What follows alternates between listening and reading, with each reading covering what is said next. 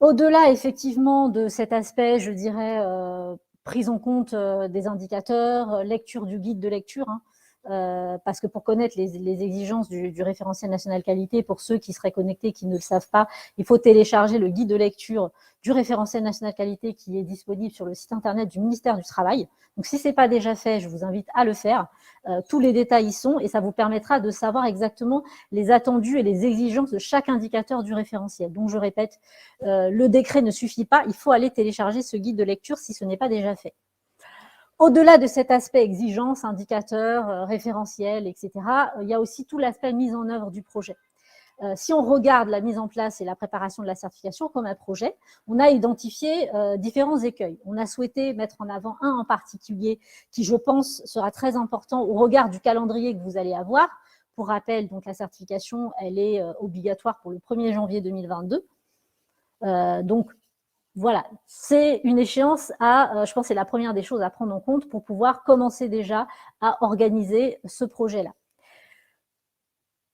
Ça va, pour certains en tout cas, voire pour la majorité, poser la question des ressources.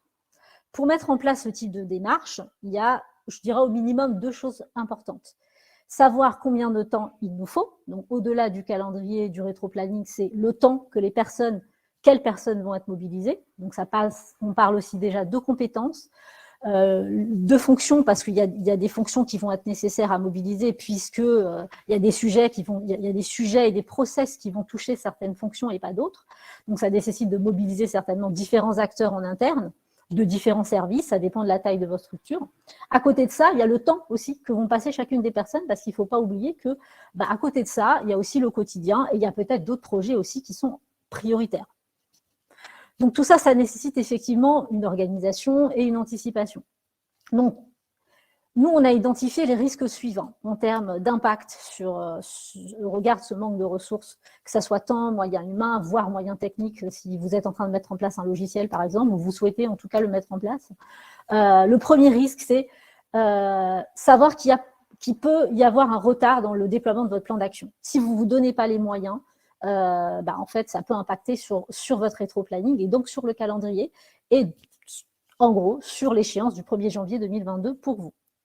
La deuxième chose, le calendrier sera assez court, donc on en parlera tout à l'heure.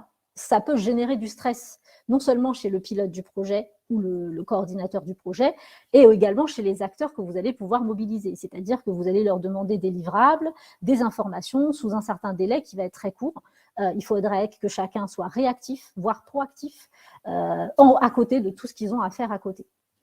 Ça peut générer une perte de sens chez certains s'il n'y a pas, si on n'apporte pas, si on ne le fait pas avec pédagogie, si on n'explique pas aussi les tenants, les aboutissants et ce que ça implique, les enjeux. Et évidemment, forcément, si on ne se donne pas le temps, ça peut avoir un impact sur la pérennité de la démarche qu'on va mettre en place. Donc, effectivement, l'objectif, c'est d'être certifié, mais est-ce que l'objectif en étant certifié est uniquement de satisfaire l'auditeur? C'est une question. Nous, ce qu'on préconise, c'est, première chose, déjà, d'identifier vos forces et vos faiblesses, donc faire une sorte, je dirais, de diagnostic ou d'état des lieux de l'existant, parce que si vous êtes, à moins que vous soyez un nouvel entrant, un nouvel OF ou un nouveau CFA, où vous avez à peine commencé à structurer les choses, regardez vraiment l'existant, identifiez vos forces et identifiez vos potentiels axes d'amélioration ou faiblesses. À partir de ça, vous prenez en main le référentiel national qualité, donc le guide de lecture, et vous dressez un plan d'action. Vous faites une liste de courses. En face de chaque course, vous identifiez les acteurs à mobiliser et vous définissez un rétro-planning en partant du principe que vous devez être certifié au 1er janvier 2022. Là, vous commencez à mobiliser les acteurs en leur expliquant les tenants, les aboutissants et qu'est-ce que vous allez attendre d'eux. Et tout ça, bien sûr, ça nécessite d'anticiper les ressources nécessaires, que ça soit en termes de temps à passer et en termes de compétences nécessaires, voire de moyens, si effectivement, par exemple, il est envisagé de mettre en place un logiciel. Alors, si vous mettez en place un logiciel, je vous conseille aussi d'intégrer le calendrier de mise en place du logiciel dans votre plan d'action.